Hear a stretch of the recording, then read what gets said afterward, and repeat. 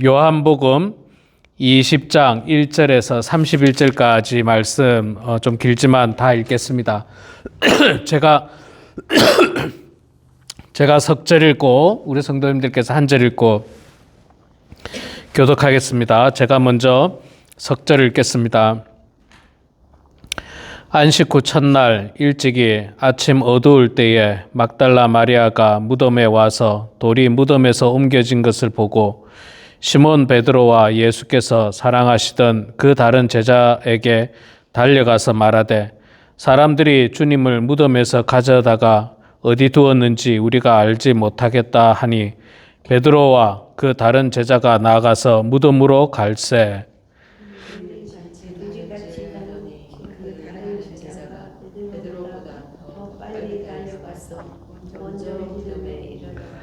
굽으려 세마포 놓인 것을 보았으나 들어가지는 아니하였더니 시몬 베드로는 따라와서 무덤에 들어가 보니 세마포가 놓였고 또 머리에 쌌던 수건은 세마포와 함께 놓이지 않고 딴 곳에 쌌던 대로 놓여 있더라.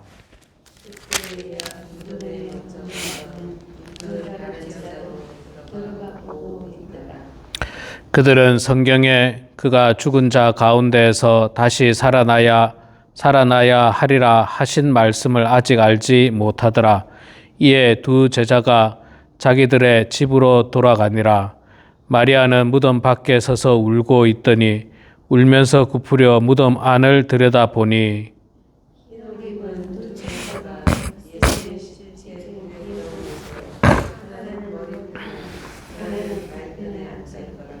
천사들이 이르되 여자여 어찌하여 우느냐 이르되 사람들이 내 주를 옮겨다가 어디 두었는지 내가 알지 못함이니이다.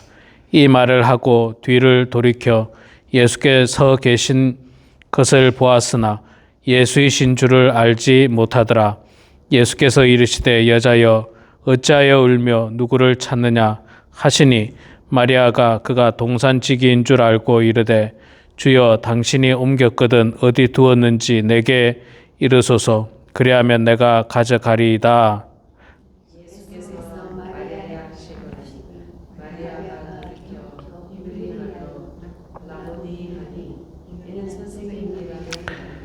예수께서 이르시되 나를 붙들지 말라. 내가 아직 아버지께로 올라가지 아니하였노라.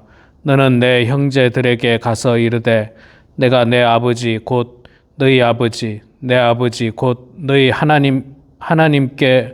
하나님께로 올라간다 하라 하시니 막달라 마리아가 가서 제자들에게 내가 주를 보았다 하고 또 주께서 자기에게 이렇게 말씀하셨다 이르니라. 이날 곧 안식 후 첫날 저녁 때에 제자들이 유대인들을 두려워하여 모인 곳에 문을 닫았더니 예수께서 오사 가운데 서서 이르시되 너희에게 평강이 있을지어다.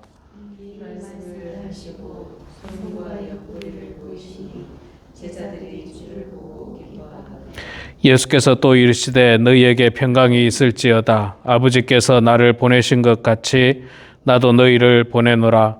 이 말씀을 하시고 그들을 향하사 숨을 내쉬며 이르시되 성령을 받으라. 너희가 누구의 죄든지 사하면 사하여질 것이요 누구의 죄든지 그대로 두면 그대로 있으리라 하시니라.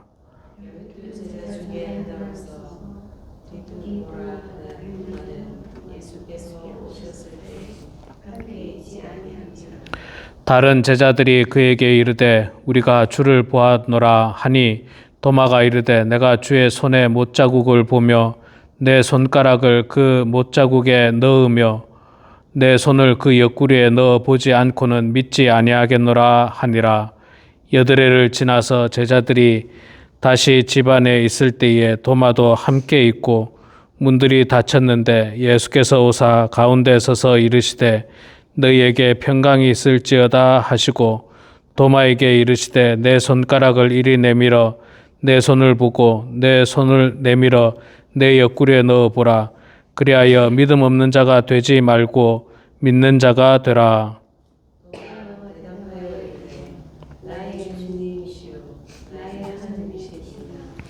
예수께서 이르시되 너는 나를 본고로 믿느냐 보지 못하고 믿는 자들은 복되도다 하시니라. 예수께서 제자들 앞에서 이 책에 기록되지 아니한 다른 표적도 많이 행하셨으나 오직 이것을 기록함은 너희로 예수께서 하나님의 아들 그리스도이심을 믿게 하려 함이요 또 너희로 믿고 그 이름을 힘입어 생명을 얻게 하려 함이니라.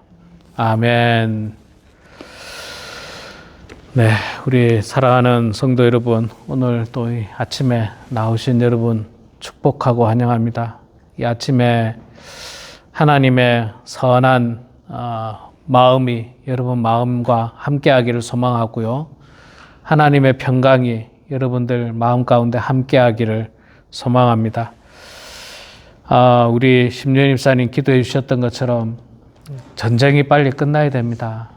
이게 전쟁이 뉴스를 보니까 무슨 회담을 한다고 하는데 지극히 다행스럽고 회담이 좀 잘 되기를 바랍니다. 잘 되기를 바라고 그래서 더 이상의 이 전쟁으로 말미암은 사람이 죽는 것들이 좀 없었으면 좋겠습니다. 당장에 우리가 전쟁이 일어나니까 미국에도 가스값 오르고 물가 오르고 당장에 힘들지 않습니까? 그러니까 하루속히 전쟁이 끝날 수 있도록 여러분 기도해 주시고 또 우리 교회를 위해서도 여러분 나중에 계속 기도해 주시면 감사하겠습니다. 자, 지난 주일이 부활주일이었죠. 지난 주일이 부활주일이고 부활주일이 끝났는데 오늘 예수님의 부활의 이 이야기를 다시 보게 됩니다. 요한복음 20장 말씀을 보게 되는데 여러분 이 부활주일, 부활절은 예수님의 부활은 우리 개신교뿐만 아니라 우리 기독교 신앙의 핵심입니다. 핵심. 자, 개신교라 하면 우리 장로교, 침례교, 성결교 이런 걸 모든 걸 개신교라고 하고 기독교라 하면 캐톨릭까지 합하는 거죠. 캐톨릭, 러시아 정교회까지 다 합해서 기독교 신앙의 핵심입니다. 핵심. 제가 어저께 뉴스를 지나가다 잠깐 봤는데 러시아 정교는 이번 주인가가 아마 부활절인가 봐요. 그래서 부활절 동안 러시아와 우크라이나 전쟁을 3주간인가 휴전하기로 그렇게 했다고 하는데 이 부활절이 중요합니다. 굉장히 중요해요. 러시아 정교도 기독교에 속하니까. 그래서 이 부활을 말하지 않고는 기독교를 말할 수가 없습니다. 그리고 제가 여러 번 말씀드립니다만은 우리가 안식일날이라고 하는 토요일날 예배를 드리지 않고 예수님께서 부활하신 주일날 예배 드리는 이유가 바로 예수님의 부활을 기념하기 위해서 주일날 예배 드리는 거예요. 주일날. 안식 후 첫날이지 않습니까? 오늘 말씀 1절에 그 말씀이 나오잖아요. 안식 후 첫날 일찍이 무덤에 갔는데 예수님께서 부활하신 날이 언제입니까? 안식 후 첫날이에요. 그 다음 날이라는 거예요. 그러니까 지금으로 보면 안식이 토요일인데 안식 후 첫 번째 날 주일, 썬데이에 예수님께서 부활하셨습니다. 그래서 우리는 매주마다 예수님의 부활을 기념하면서 예배 드리는 거예요. 그러니까 일종의 매주일이 부활주일이라 해도 과언이 아닙니다. 예수님의 부활을 기념하면서 예배 드리기 때문에. 그래서 이 부활이 굉장히 중요합니다. 부활절만 부활이 중요한 게 아니고 부활절 지나서도 매주일이 참 중요하다는 사실을 여러분 기억하시고요. 오늘 우리가 요한복음 20장 말씀을 전체적으로 다 읽었습니다. 예수님께서 부활하신 장면을 상세하게 묘사하고 있죠. 그래서 우리는 오늘 이 말씀을 통해서 예수님의 부활이 우리에게 어떤 의미가 있는지, 어떤 의미로 우리가 받아들여야 하는지를 말씀을 통해서 한번 살펴보도록 하겠습니다. 자, 1절부터 10절까지 내용은 뭐냐면 안식 후 첫날 막달라 마리아가 예수님을 찾아갔죠. 그러니까 예수님의 시신을 무덤에 간 겁니다. 예수님의 무덤에 갔어요. 예수님 무덤에 갔는데 무덤이 어떻게 되어 있었습니까? 문이 열려 있고 그 안에 예수님의 시신이 없었습니다. 아, 충격적이죠.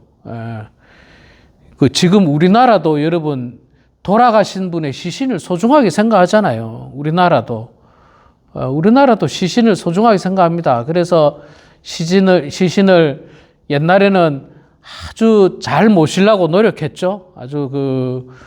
잘 모시려고. 지금도 마찬가지로 시신을 잘 하려고 노력합니다. 그래서 지나치게 노력해서 시신에 입히는 옷을 갖다가 금으로 하고 그런다고 하는 것도 있는데, 그건 좀 제가 볼 때는 너무 지나치고 그럴 필요까지는 없고, 시신을 소중하게 여기는데 시신이 없어졌어요. 훼손된 게 아니라 아예 없어졌습니다. 굉장히 충격이었죠. 근데 시신이 없어졌는데 안에 들어가서 보니까 이 시신을 쌌던 세마포가 옆에 이렇게 놓여져 있고, 얼굴을 쌌던 세마포도 이렇게 놓여져 있는 것을 볼 수 있습니다. 자, 그래서 당시에는 예수님이 부활하셨는지 정확하게 알 수는 없었지만, 그러나 뭔가 그 느낌이 이상하다는 느낌을 받았어요. 일단 시신은 없어. 그리고 사실 자세히 생각해 보면 예수님께서 죽으시기 전에, 십자가 지시기 전에 내가 십자가를 지고 사흘 만에 살아난다는 말씀을 하셨어요. 사실은 여러 번, 3번인가 하셨어요. 성경에 나오는 것만. 그러니까 이런 이야기도 듣고 저런 이야기도 듣고 어떻게 됐는가 혼란스럽죠. 혼란스럽지만 그러나 그럼에도 불구하고 일말의 소망은 있었어요. 혹시 예수님께서 진짜 살아나셨나? 그러니까 절망에서 소망으로 변한 거예요. 예수님의 부활은요, 절망에서 소망으로 변화시켜 줍니다. 처음에는 절망이었죠. 예수님 죽으셨으니까. 무덤에 들어가셨으니까 절망이에요. 이제 끝났구나. 그렇게 생각했을지 모릅니다. 그런데 예수님이 시신이 없고 세마포가 옆에 놓여 있고 또 예수님께서 죽으시기 전에 하셨던 말씀들이 생각나고 보니까 뭔가 긴가민가 하죠. 우리 속단 말로 긴가민가, 혹시 부활하셨나? 아니면 누가 훔쳐갔나? 이런 어떤 다양한 생각들 속에서 그래도 일말의 소망은 가지고 있었던 겁니다. 자, 그리고 나서 이제 마리아가 무덤 밖에서 11절부터 마리아가 무덤 밖에서 울죠. 그때 흰옷 입은 천사 두 천사가 예수님 시체 누웠던 곳에서 와서 마리아에게 이야기합니다. 그리고 예수님께서 나타나십니다.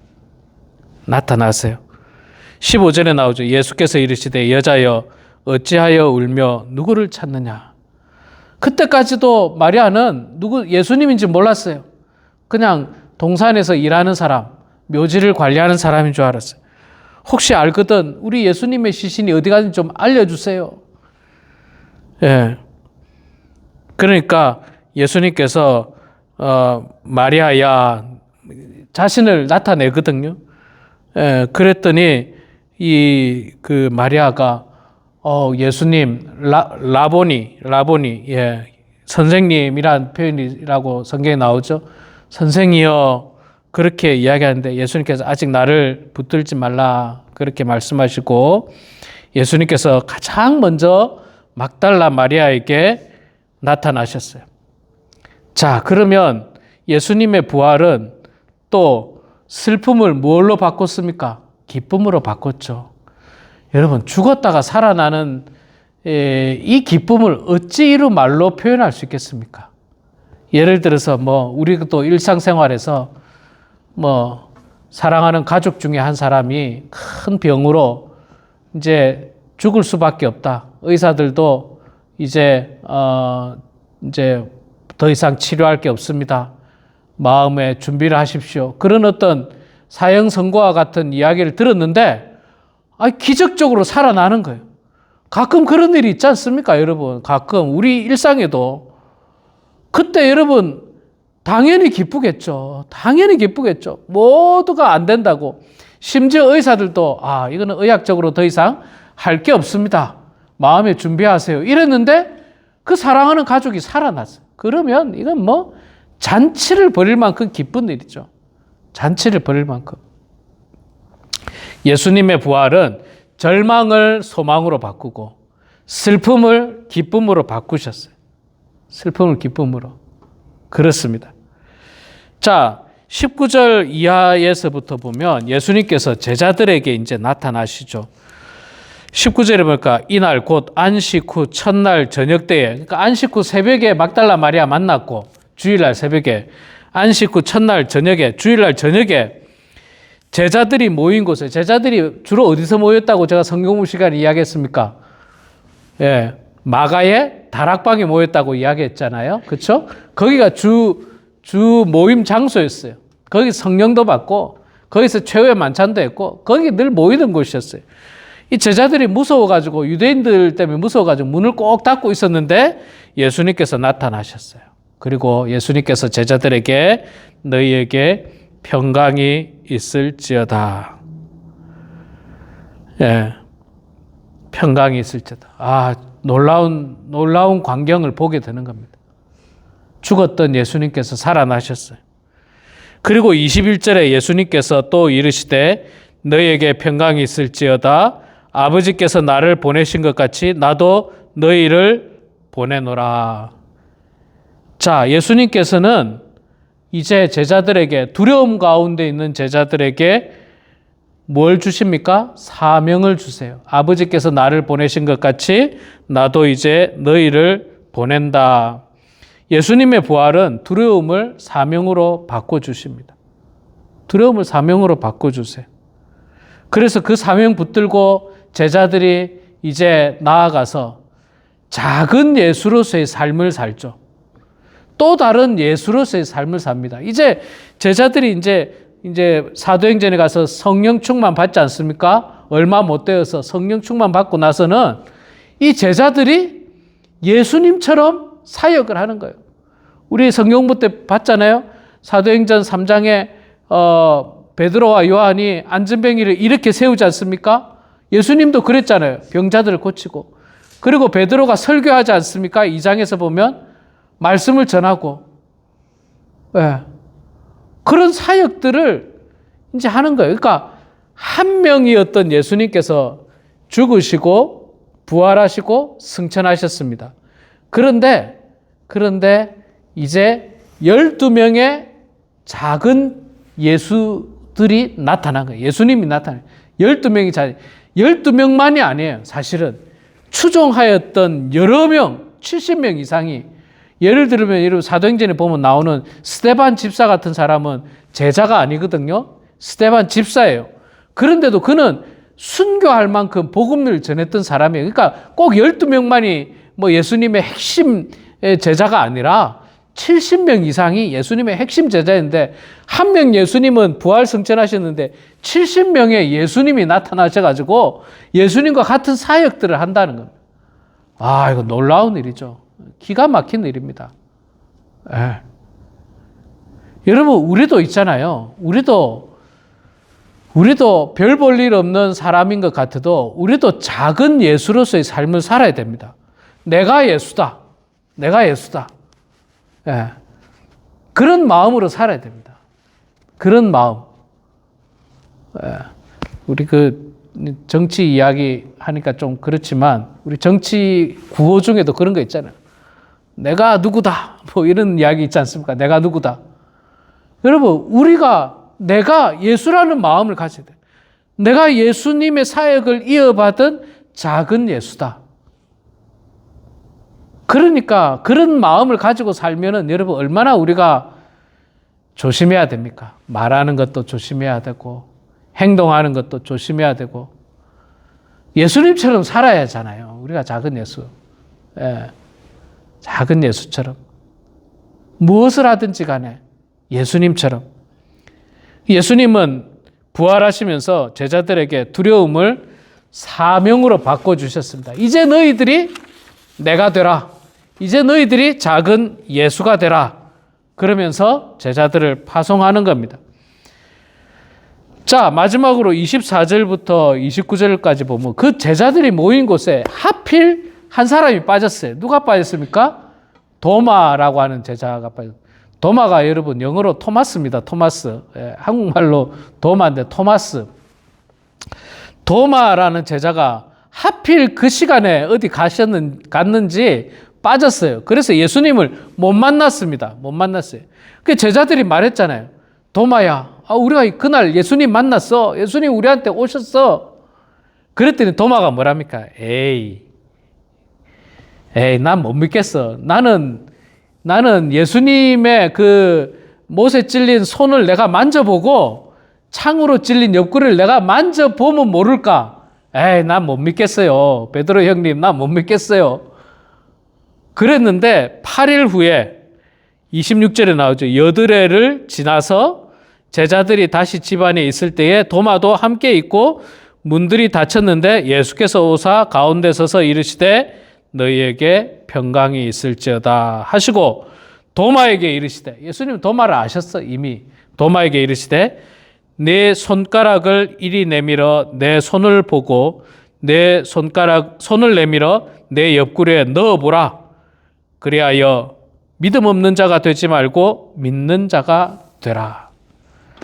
예수님의 부활은요, 의심을 믿음으로 바꿔주세요. 의심, 긴가민가. 여러분, 저도 솔직히 말해서 이 10대 후반, 20대 초반 막 뜨겁게 예수님 믿을 때 제일 걸렸던 장면 중에 하나가 부활이에요, 부활. 죽은 사람이 어떻게 살아나니 도대체. 예. 물론 이제 그 후에 제가 해답을 찾았습니다. 예수님은 하나님이셔. 예수님은 하나님이셔. 그리고 제가 요즘 성경 시간에 늘 많이 하는 말 있잖아요. 요즘은 인간도 죽은 사람을 살릴 것처럼 과학이 발전하고 있어요. 인간도. 그런데 예수님이 이걸 왜 못하는 거예요? 이건 말도 안 되게 할 수 있는 일. 예. 저는 지금 모르긴 몰라도 있잖아요. 정말 모르긴 몰라도 이 과학이 점점 발전하면 이런 걸 제가 원치는 않습니다. 원치는 않는데 과학이 그만큼 무섭다는 거예요. 과학이 발전하면 발전할수록, 시간이 지나면 지날수록 진짜로 언젠가는 죽은 사람을 살릴지도 몰라요. 언젠가는. 사람이 예를 들어서 암에 걸려서 죽었어. 숨이 끊어졌어. 그런데 그 끊어진 숨을 다시 살릴지도 몰라. 언젠가는. 모르겠습니다. 이거는 제 상상이니까 성경적인 거 아닙니다. 그냥 제 상상이에요. 시간이 지나가지고 간에 암이 걸렸는데 간을 새로운 걸 집어넣어서 새 생명을 불어넣을지도 몰라. 언젠가는. 인간의 능력도 이렇는데 인간을 만든 하나님의 능력이 왜 이걸 못하겠냐. 옛날 사람들은 더 못 믿죠. 도마가 못 믿는 게 어찌 보면 당연합니다. 우리도 저도 20대 초반에는 못 믿었거든요. 어떻게 부활을 살아날까? 예수님께서 그 의심 많았던 도마를 믿음으로 바꿔주세요. 도마야, 이리 와봐. 만져봐, 여기. 만져봐. 그러니까 이 제자들은요, 사실 예수님께서 십자가 지시기 전에 부활하겠다는 말을 여러 번 했거든요. 그 말을 제대로 듣지를 않았어요. 그건 있을 수 없는 일이니까 듣지를 않았어요. 아예 듣지 않았어요. 근데 알고 봤더니 진짜였어요. 진짜. 여러분, 우리 이 기독교에 있어서 부활 사상을 빼면은 기독교 신앙은 아무것도 아니에요. 그냥 다른 종교들처럼 윤리적으로 좋은 종교, 좋은 말을 기록한 경전, 여기에 지나지 않습니다. 그러나 예수님께서 십자가에 죽으시고 부활 승리하심으로 말미암아서 단순한 윤리적으로 좋은 종교가 아니라 생명의 신앙을 갖게 된 거예요. 살아있는 신앙, 생명의 신앙을 갖게 된 겁니다. 우리 사랑하는 성도 여러분, 오늘 이 요한복음 20장 이 말씀을 통해서 부활이 우리들에게 가져다 준 이 변화들, 절망을 소망으로 바꾸고 슬픔을 기쁨으로 바꾸고 두려움을 사명으로 바꾸고 의심을 믿음으로 바꾸는 이 놀라운 신앙을 우리 모두도 가져서 정말 우리의 남은 여생 확고한 부활 신앙을 붙들고 열심히 신앙생활하는 그런 우리 모두가 되길 주의 이름으로 축원합니다. 기도하겠습니다. 하나님 아버지, 은혜를 감사합니다. 부족하고 연약한 저희들을 사랑하여 주셔서 토요일 이 아침에 주님 전에 나와서 함께 찬양하고 말씀을 듣고 기도할 수 있는 시간을 주심을 감사합니다. 사랑의 아버지 하나님, 우리 사랑하는 모든 성도들, 오늘 요한복음 20장 말씀에 나타난 부활하신 예수님을 바라보면서 결단코 절망하거나 우울해하거나 슬퍼하거나 두려워하거나 의심하지 않도록 도와주시고 우리에게 소망을 가지고 또 기쁨으로 또 사명을 붙들고 믿음으로 나아가는 사랑하는 모든 성도들 다 되게 하여 주시옵소서. 매 주일마다 부활의 소망을 가지고 부활의 신앙을 가지고 우리 예수님의 부활을 기념하면서 기쁨으로 예배드리는 사랑하는 모든 성도들 되게 하여 주시옵소서. 하나님 아버지, 예수님께서 부활하시고 제자들에게 나타나셔서 너희에게 평강이 있을지어다 말씀하시고 이 땅에 평강을 허락하셨지만 그러나 인간들은 욕심과 죄로 말미암아 평강을 깨뜨리고 폭력과 전쟁과 무질서가 난무한 이 세상임을 고백합니다. 주여, 하루속히 모든 폭력과 전쟁이 그치게 하여 주시고 모두가 함께 평화롭게 잘 살아갈 수 있는 평강이 너희에게 있을지어다라고 말씀하신 그 예수님의 평강이 미국 땅에, 이스라엘 땅에, 이란 땅에, 온 세상 땅에 임할 수 있도록 하나님 아버지 붙들어 주시옵소서. 아버지 하나님, 우리 범원 한인교회를 주님 축복하여 주시고 우리 교회가 하나님이 기뻐하는 교회가 되기를 소망합니다. 하나님께 영광 올려드리는 교회가 되기를 소망합니다. 교회로서의 사명을 잘 감당하는 교회가 되기를 소망합니다. 죽어가는 영혼을 살리는 교회가 되기를 소망하오니 성령께서 우리 한 사람 한 사람을 작은 예수로 사용하여 주셔서 어디를 가든지 말씀을 전하게 하여 주시고 전도하는 저희들 다 될 수 있도록 하나님 붙들어 주시옵소서. 이 시간에도 겸손한 마음으로 주님 앞에 기도합니다. 하나님, 우리의 기도를 들어주시고 주님 응답하여 주셔서 아버지 하나님의 뜻 가운데 모든 일들이 이루어지게 하시고 날마다 성령으로 충만하게 하여 주시옵소서. 감사드리며 살아계신 예수님의 이름으로 기도드리옵나이다. 아멘.